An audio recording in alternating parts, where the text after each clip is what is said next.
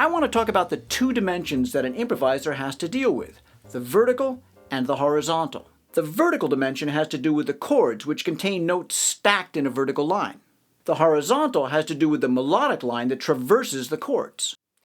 A lot of jazz pedagogy focuses on the vertical dimension, and frankly that's quite a bit easier to teach because it's fairly clear-cut. This scale goes with this chord, and you use this scale to improvise on that chord.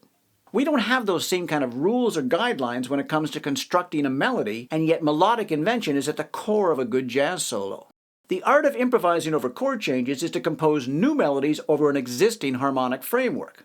The melody has to adhere or at least relate to that framework in some way, but it also has to be strong enough to stand on its own without any chords.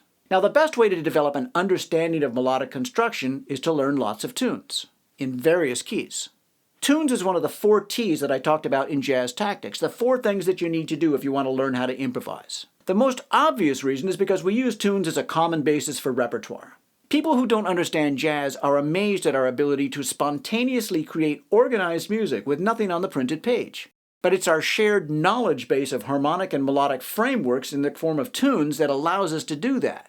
So an accomplished jazz musician knows lots of tunes, but in learning those tunes, we also develop an instinctive understanding of melody construction and how it relates to the harmony. I actually gained my understanding of harmony through transcribing solos. In other words, the harmony as defined by a melodic line as opposed to harmony defined by chords played in succession. Of course, I do think about the chords, but I think of them more in terms of the scales that they're derived from. I can figure out chord changes quicker with my trumpet than I can with a piano. But I still can't do it as fast as a piano player probably can because she has the tactile advantage of chord production as an integral part of the technique of playing the instrument, meaning she can connect the feeling of playing multiple notes simultaneously to the sound of the chord.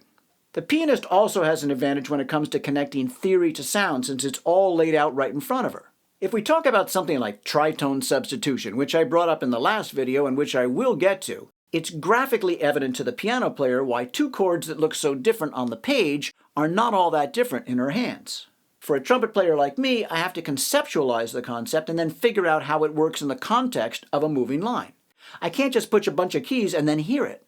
One of the challenges I put to my piano students is to solo with only a single note line because it's all too easy to fall back on comping chords as an alternative to melodic development.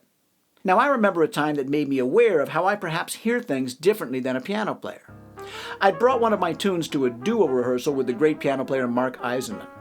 It's a bop-style contrafact on a well-known standard, and there was a spot in one of the lines that initially threw Mark for a loop. He said he would never think of playing those notes based on his concept of comping the chords. Well, I had composed the melody on my trumpet, hearing the changes in my head, but never actually hearing them played with the melody. It did work, but Mark had to change his voicings to accommodate the line that I had written. See, a good piano player can fix anything. I love that about piano players, but I also love playing with just a bass, because essentially then you're creating counterpoint, and there's a lot of flexibility with 2 people just playing single note lines.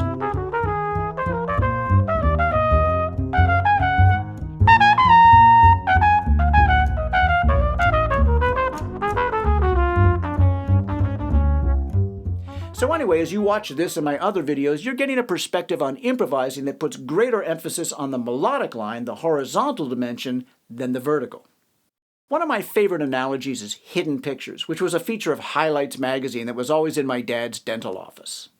Within a larger picture, the reader is challenged to find a bunch of smaller pictures. Well, that's the way I think about a chord progression. Within it lie an infinite variety of melodic paths, and it's up to the improviser to find them. Now, this can be done solely by ear, as some great jazz musicians have demonstrated. But for the rest of us, who have to rely more on study and hours of work to figure out what we can and what we want to play, understanding the way chord progressions typically work can be a great help. The key word here is progression. Chords progress from one to another in the same way that words progress from one to another. There are certain patterns of construction, depending on the language, that we come to expect. We put adjectives before nouns and I before E except after C. Likewise, the 5 chord is typically preceded by the 2 chord and often followed by the 1 chord. Even if you don't know anything about the 2-5-1 progression, if you heard a piece of music where that order was consistently altered, you'd know that something sounds weird. I made this point in this video, that in most cases, music theory is simply assigning labels to sounds and patterns that you're already familiar with. One of the most familiar sounds in our music is the 5-to-1 progression, which we also call dominant resolution. Dominant chords are inherently unstable. We hear them as wanting to go somewhere. That's why they're so important in the chord progression, because they set up an expectation, and it's the improviser's job to deliver that expectation to the listener.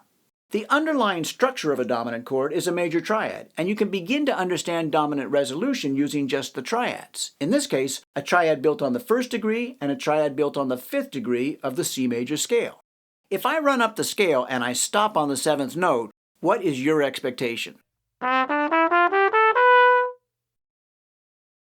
Of course, you want the scale to finish by continuing up to the octave. The 7th note of a major scale is called the leading tone. It's leading to the root. It's also the major third of the 5 chord, and as we learned in the last video, the 3rd is the most important note in any chord. When we hear that G triad played in the overall tonality of C, we hear the 3rd of the chord pulling strongly towards the root of the key, and this is a clear outline of a 5-to-1 resolution.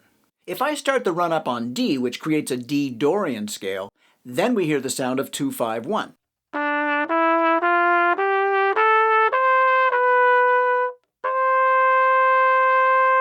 In this example, you also heard the movement from the 7 of the 2 chord to the 3 of the 5 chord. The 3rd of the 5 chord then sets up the expectation of the resolution to the 1 chord, and you have your basic 2-5-1. There are any number of lines that I could construct from the notes in the key of C, but if I wind up on that B, the 3rd of the 5 chord and the leading tone of the key, your ear will expect to hear the resolution. Now that's true even if I put one or more notes between the B and the C.